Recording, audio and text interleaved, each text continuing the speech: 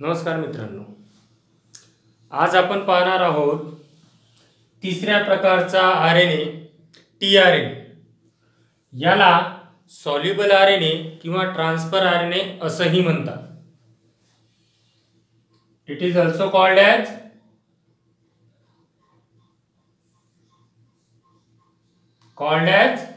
Transfer RNA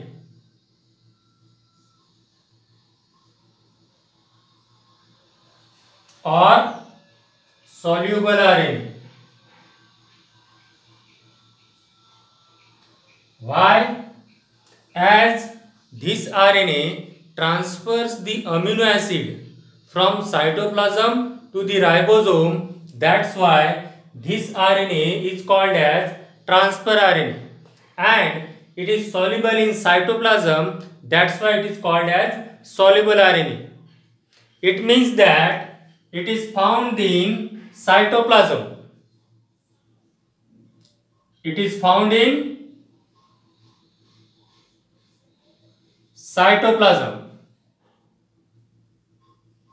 But as well as it also found in mitochondria, chloroplast, and also in mitochondria and chloroplast.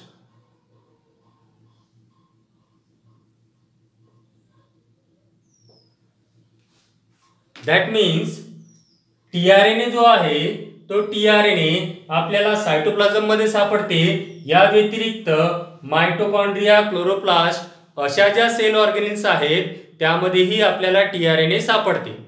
जर आपण सगळ्या प्रकारचे non genetic RNA पाहिले तर त्यापैकी टीआरएनए हा सर्वात लहान आरएनए आहे आणि याच्यामध्ये न्यूक्लियोटाइडची संख्या असते जवळपास 70 ते 80. म्हणजे इट इज स्मॉलेस्ट आरएनए. सगळ्या आरएनए पैकी सर्वात लहान आरएनए आहे आणि याच्यामध्ये and has about 70 to 80 nucleotides. यांच्यामध्ये न्यूक्लियोटाइडची संख्या किती असते? फक्त 70 ते 80. जर आपण टीआरएनए पाहिला तर टीआरएनए आहे सिंगल स्ट्रँडेड आणि हाच सिंगल स्ट्रँडेड पॉलिन्यूक्लियोटाइडची चेन विशिष्ट पद्धतीने फोल्ड होते आणि एक फोल्डेड स्ट्रक्चर तयार करते. म्हणजे आपण असं म्हणणार इट इज सिंगल स्ट्रँडेड. कसा असते रे हा? सिंगल स्ट्रँडेड आहे.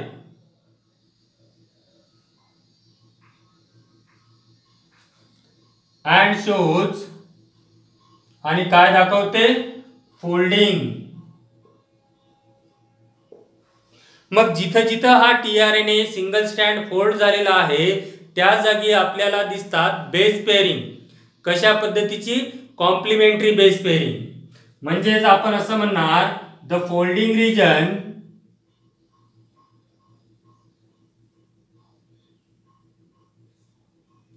shows complementary base pairing.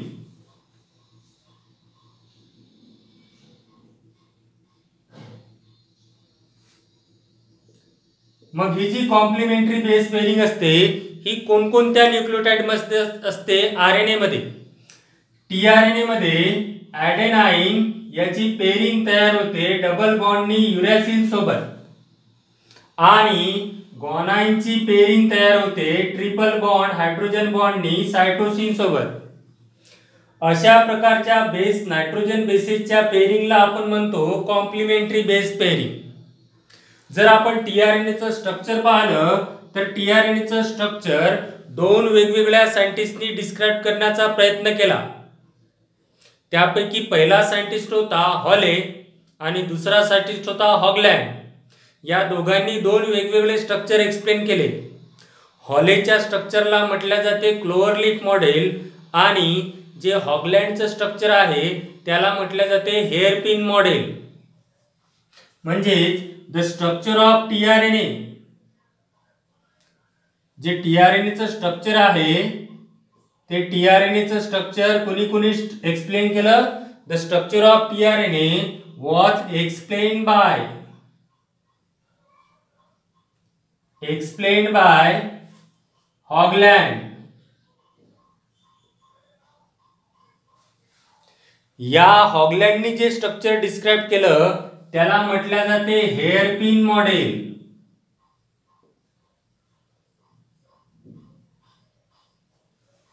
आणि दुसरं एक स्ट्रक्चर ते सांगितलं हॉलेनी. कधी? इन 1965. आणि त्या स्ट्रक्चरला म्हटलं जाते क्लोव्हरलीफ मॉडेल.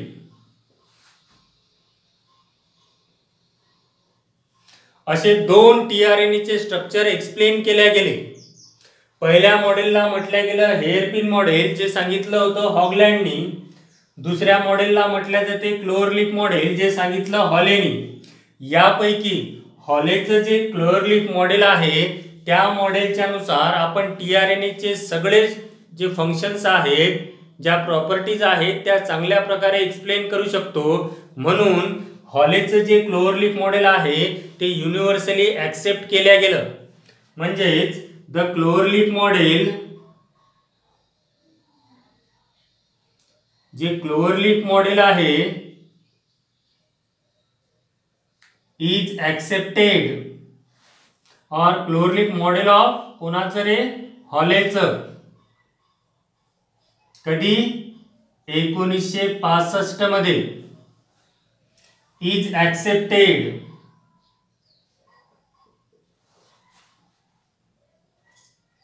आणि या मॉडेलसाठीच हॉलेला नोबेल प्राइज देण्यात आलं.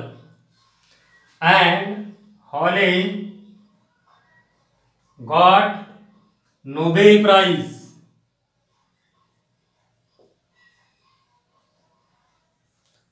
कशासाठी? For structure of tRNA. या स्ट्रक्चर ऑफ टीआरएनए साठीच हॉलेला नोबेल प्राइज देण्यात आलं. जर आपण हे दोन्ही स्ट्रक्चर पाहिले, या नावामधूनच समजते आपल्याला हे स्ट्रक्चर हेअरपिन लाईक स्ट्रक्चर असणार. म्हणजेच जर आपण टीआरएनएचा सिंगल स्टँड काढला आणि त्याला फोल्ड केलं तर अशा टाइपचं स्ट्रक्चर सांगितलं कोणी? हॉगलँडनी. आता या स्ट्रक्चरला वरचे जे दोन लूप आहेत त्याला जर आपण फोल्ड केलं तर असं स्ट्रक्चर तयार होते. या स्ट्रक्चरला म्हटले जाते हेअरपिन मॉडेल. यामधला एक एंड असते 3 प्राइम आणि दुसरा एंड असते 5 प्राइम.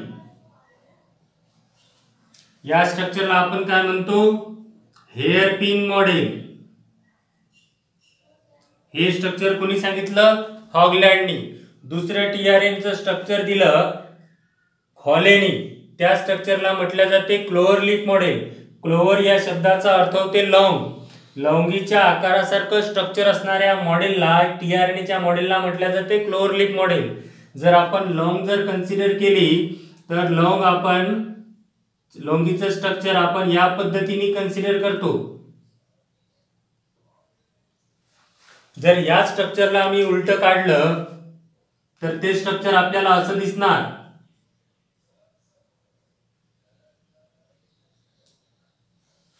या स्ट्रक्चरला थोडंसं मॉडिफाय केलं तर आपण हे स्ट्रक्चर जर असं काढलं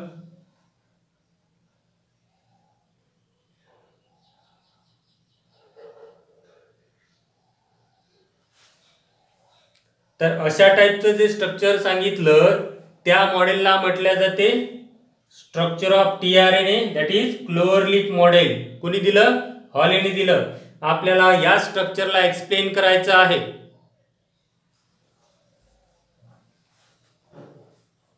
Let's see the structure of tRNA. Okay, this is the structure of tRNA. या स्ट्रक्चर मध्ये आपल्याला 4 आर्म दिसतात. एक वरचा, एक या साइडचा, दुसरा या साइडचा आणि खालचा या साइडचा. हा जो वरचा आर्म आहे या आर्मला म्हटले जाते ऍक्सेप्टर आर्म.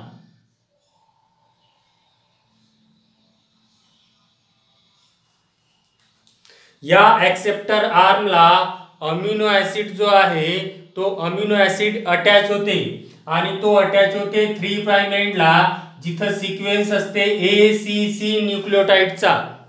म्हणून या एंडला म्हणतात अमिनो ऍसिड बाइंडिंग साइट. म्हणजे अमिनो ऍसिड कुठं बाइंड होते 3 प्राइम एंडला, that is amino acid binding site. जिथं अमिनो ऍसिड चिपकते ती जागा.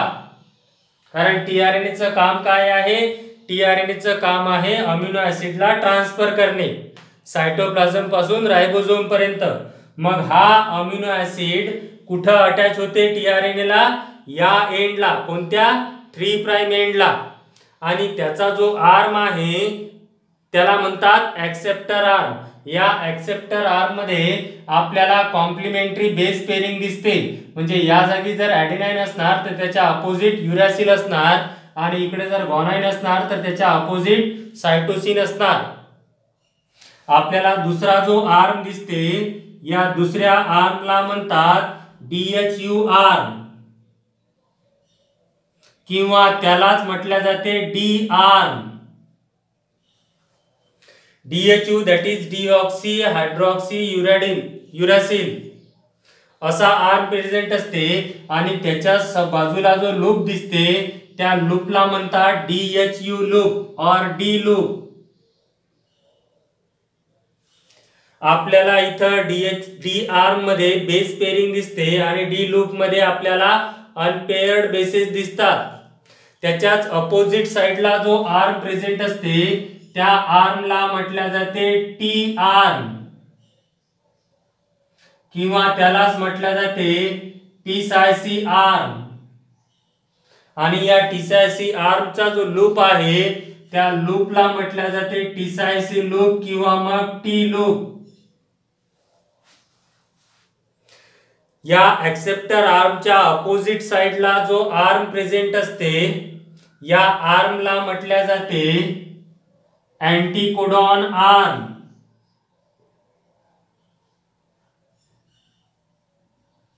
आणि या अँटीकोडॉन आर्मचा जो लूप आहे त्या लूपला म्हटले जाते अँटीकोडॉन लूप.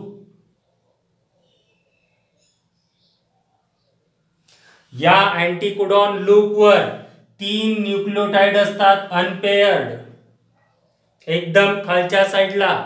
या 3 न्यूक्लियोटाइडच्या सिक्वेन्सला म्हटले जाते अँटीकोडॉन.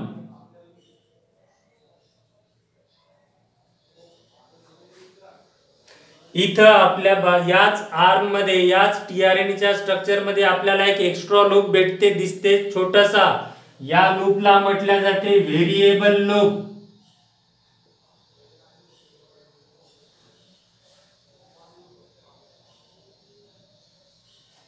म्हणजे आपल्याला सिंगल स्टँडेड RNA दिसते दॅट इज tRNA. हा सिंगल स्टँड जो विशिष्ट पद्धतीने फोल्ड झाला, ज्याला एक एंड आहे 5 प्राइम, दुसरा एंड आहे 3 प्राइम. 3 प्राइम एंडवर आपल्याला दिसते ACC न्यूक्लियोटाइडचा सिक्वेन्स ज्याला अटॅच होते अमिनो ऍसिड. आता या पूर्ण स्ट्रक्चर मध्ये आपल्याला 4 आर्म दिसतात. कोणकोणते? पहिला ऍक्सेप्टर आर्म, दुसरा T आर्म, तिसरा D आर्म आणि चौथा अँटीकोडॉन आर्म.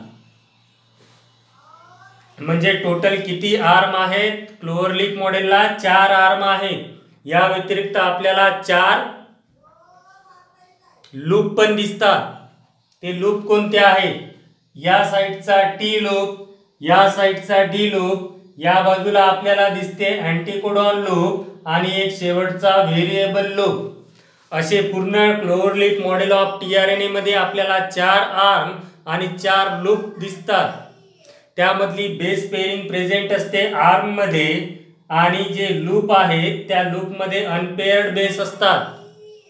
जर आपण या सगळ्यांचं जर फंक्शन पाहिलं तर DHU लूपचं काही विशिष्ट प्रकारचं फंक्शन आहे, T लूपचं काही फंक्शन आहे, अँटीकोडॉन म्हणजेच अँटीकोडॉन लूपचं काहीतरी फंक्शन आहे. सगळ्यांचं आपण फंक्शन पाहू. Let's see the functions of various loops and arms of tRNA. या टॉपिक मध्ये आपण पाहणार आहोत वेगवेगळ्या लूपचं आणि आर्मचं फंक्शन्स कशामधल्या tRNA मधल्या. आपण पाहिलं की tRNA मध्ये 4 आर्म्स आहेत आणि 4 लूप्स आहेत. त्यामधला पहिला एक पाहू आपण एक्सेप्टर आर्म. या एक्सेप्टर आर्मचं काम काय आहे? Acceptor arm, it is used to bind the amino acid to the tRNA at 3' end. म्हणजे या एक्सेप्टर आर्मचा जो 3' एंड आहे त्याचा वापर केला जाते अमिनो ऍसिडला बाइंड करण्यासाठी. कुणासोबत? tRNA सोबत. म्हणजे अमिनो ऍसिड जो आहे तो अमिनो ऍसिड बाइंड होते कशासोबत? tRNA सोबत. कुठं? 3' एंडला. जर आपण दुसरा लूप पाहिला D लूप, ज्याला आपण DHU लूप म्हणतो, यालाच अजून एक नाव आहे. या लूपला म्हटले जाते अमिनो ऍसिड रिकग्निशन साइट. म्हणजे सायटोप्लाझम मध्ये असणारे वेगवेगळे जे अमिनो ऍसिड आहेत त्यांना ओळखण्याचं काम करते D लूप. आणि अशा ओळखलेल्या अमिनो ऍसिडला ऍक्सेप्ट करते आणि नंतर त्याला बाइंड करते कशाला? एक्सेप्टर आर्मच्या 3' एंडला. म्हणजे याचं काम काय आहे? रिकॉग्नाइज दी पर्टिक्युलर अमिनो ऍसिड. तिसरा लूप आपण पाहिला T लूप, ज्याला म्हटले जाते टीसायसी लूप. या टीसायसी लूपला रायबोझोम रिकॉग्निशन साइट असंही म्हटले जाते. म्हणजे हा काय करणार? रायबोझोमला ओळखणार प्रोटीन सिंथेसिसच्या वेळेस. म्हणून आपण म्हटलं it is used to recognize the ribosome. काय करते? रायबोझोमला रिकॉग्नाइज करते, ओळखते आणि नंतर tRNA ला रायबोझोम सोबत बाइंड करते. कधी? प्रोटीन सिंथेसिसच्या वेळेस. म्हणजेच binding of tRNA to the ribosome. It is the function of T loop. शेवटचा लूप आपण पाहिला अँटीकोडॉन लूप. या अँटीकोडॉन लूपवर 3 न्यूक्लियोटाइडचा सिक्वेन्स प्रेझेंट असते, ज्याला म्हणतो आपण anticodon. The anticodon loop has 3 unpaired base sequence. 3 unpaired न्यूक्लियोटाइडचा सिक्वेन्स प्रेझेंट असते, त्याला म्हटले जाते अँटीकोडॉन. मग हे अँटीकोडॉन काय करतात? या अँटीकोडॉनचं काम काय आहे? Anticodon forms the complementary base pairing with codon on mRNA during protein synthesis. mRNA वर जे 3 न्यूक्लियोटाइडचा सिक्वेन्स असते त्याला म्हणतात कोडॉन आणि त्याच्याच अपोजिट असणारा कॉम्प्लिमेंटरी सिक्वेन्स असते अँटीकोडॉनचा. म्हणजे जेव्हा प्रोटीन सिंथेसिसची प्रोसेस होत असते तर हे अँटीकोडॉन या कोडॉन सोबत काय करतात? कॉम्प्लिमेंटरी बेस पेअरिंग तयार करतात. त्यामुळेच tRNA जो आहे तो mRNA ला अटॅच होऊ शकते. कधी? प्रोटीन सिंथेसिसच्या वेळेस. These are the different functions of arms and different loops of tRNA. जो व्हेरिएबल लूप आहे tRNA चा त्याचं अजूनही फंक्शन अननोन आहे. ओके. आणि जे आर्म आहेत वेगवेगळे D आर्म, T आर्म आणि अँटीकोडॉन आर्म यामध्ये बेस पेअरिंग तयार होते आणि म्हणून वेगवेगळ्या प्रकारचं क्लोअरलीफ मॉडेल स्ट्रक्चर tRNA चं तयार होते. That is about structure of tRNA.